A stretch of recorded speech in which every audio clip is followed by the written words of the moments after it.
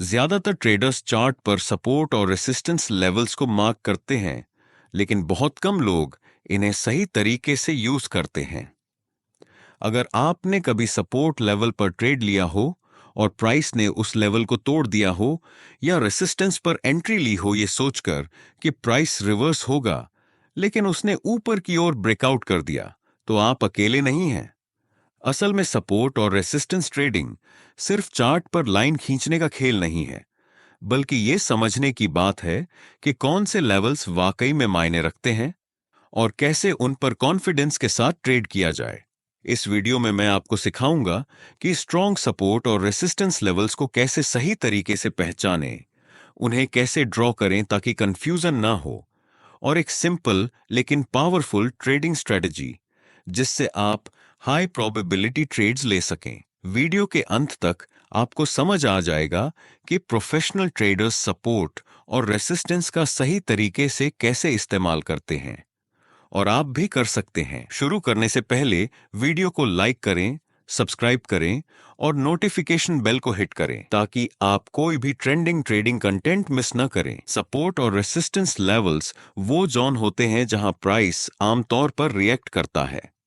इन्हें सही से पहचानना आपको एक प्रोफेशनल ट्रेडर से अलग कर सकता है। ये वो एरिया होते हैं जहां पोटेंशियल ट्रेडिंग के मौके बनते हैं, इसलिए इन्हें पहले से मार्क करके रखना जरूरी होता है ताकि जब प्राइस दोबारा उस लेवल पर पहुंचे तो आपके पास पहले से प्लान हो। तो आइए जानते हैं कि स्ट्रॉन्ग सपोर्ट और रेसिस्टेंस लेवल्स को कैसे पहचाना जाए। इसके लिए कुछ जरूरी क्राइटेरिया होते हैं। मेजर स्विंग हाई और लो। सबसे पहले हमें ऐसे एक्सट्रीम टर्निंग पॉइंट्स को पहचानना होता है जहां से मार्केट ने पहले रिवर्स किया है, यानी हाल ही में बना सबसे ऊंचा या नीचा price level. Multiple price rejection. अगर प्राइस ने किसी लेवल से कई बार रिवर्स किया है तो वह लेवल उतना ही ज्यादा स्ट्रांग होता है। बार बार टेस्ट होकर भी न टूटने वाला लेवल एक क्लियर सपोर्ट या रेसिस्टेंस होता है। क्लियर और ऑब्वियस लेवल्स। अगर आपको कोई लेवल ढूंढने में ज्यादा सोचना पड़ रहा है तो वो लेवल शायद उतना मजबूत नहीं है। अच्छा सपोर्ट या रेसिस्टेंस लेवल चार्ट पर पहली नजर में ही दिख जाना चाहिए।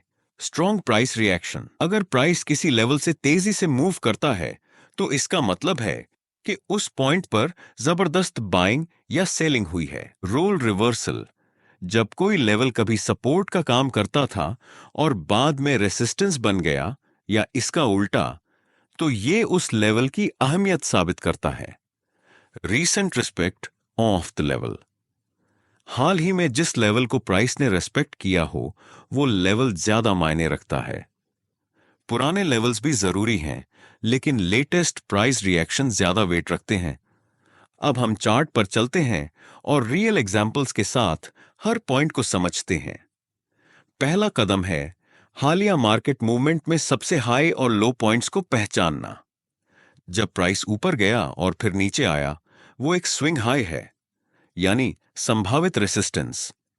जब प्राइस नीचे गिरा और फिर ऊपर बाउंस किया, वो एक स्विंग लो है, यानी संभावित सपोर्ट। लेकिन सिर्फ लेवल पहचान लेना काफी नहीं है। जब तक हमें प्राइस एक्शन से कंफर्मेशन न मिले, हम उस लेवल पर ट्रेड नहीं लेते। एक बार टच करने से कोई लेवल स्ट्रांग नहीं बनता, बार बार रिजेक्ट होने से बनता है। अगर प्राइस किसी एरिया को 3 बार रिजेक्ट कर चुका है तो यह दिखाता है कि ट्रेडर्स उस जोन को बहुत ध्यान से देख रहे हैं। जितनी बार टेस्ट उतना स्ट्रांग लेवल। एक अच्छा सपोर्ट रेसिस्टेंस लेवल आपको चार्ट पर आसानी से दिख जाना चाहिए।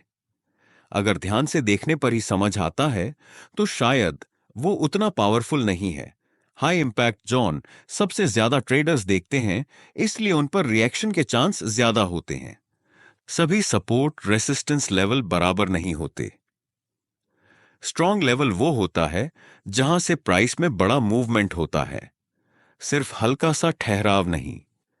इसके अलावा अच्छा लेवल वो होता है जो टाइम के साथ रोल चेंज करता है, कभी सपोर्ट कभी रेसिस्टेंस।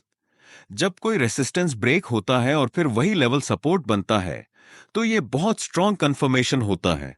अब हम इन सारे फैक्टर्स को एक साथ मिलाकर चार्ट पर लेवल्स मार्क करते हैं।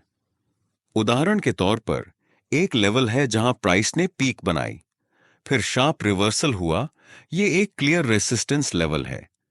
अगर वहां 2 बार रिजेक्शन मिला है तो उसे डबल टॉप पैटर्न कहा जा सकता है। दूसरा लेवल मान लीजिए जहां 5 बार प्राइस ने रिएक्ट किया हो, वो और भी ज्यादा स्ट्रांग होगा।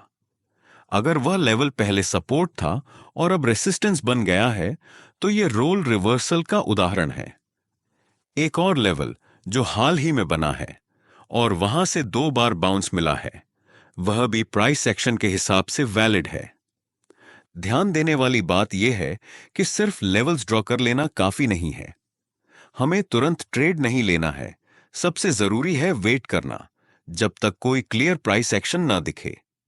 इससे हम फॉल्स ब्रेकआउट से बचते हैं। अब बात करते हैं ब्रेक एंड रीटेस्ट स्ट्रैटेजी की। ये एक सिंपल लेकिन बेहद पावरफुल तरीका है जो हर मार्केट और टाइम फ्रेम में काम करता है। उदाहरण के लिए, अप ट्रेंड में प्राइस जब किसी रेसिस्टेंस को ब्रेक करता है और फिर दोबारा उस लेवल पर रीटेस्ट करता है, तब वह लेवल सपोर्ट बन जाता है। यहीं से हाई प्रोबेबिलिटी ट्रेडिंग सेटअप बनता है। हम एंट्री से पहले कुछ एक्स्ट्रा कंफर्मेशन देखते हैं। Candlestick pattern, bullish engulfing, pin bar या इनसाइड बार जैसी कैंडल्स पुष्टि करती हैं कि बायर्स वापस आ रहे हैं।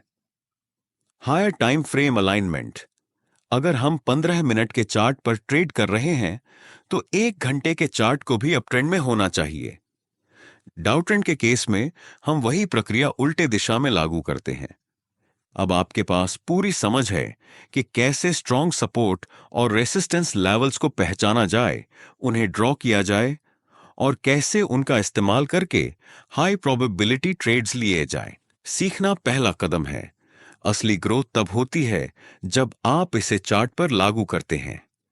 अपने चार्ट खोलिए, लेवल्स मार्क करिए और प्रैक्टिस शुरू करिए। अगर ये वीडियो आपको पसंद आया हो तो लाइक और सब्सक्राइब जरूर करें। हर हफ्ते नए वीडियो आते हैं फुल ट्रेडिंग स्ट्रैटेजीज के साथ। धन्यवाद और मिलते हैं अगली वीडियो में।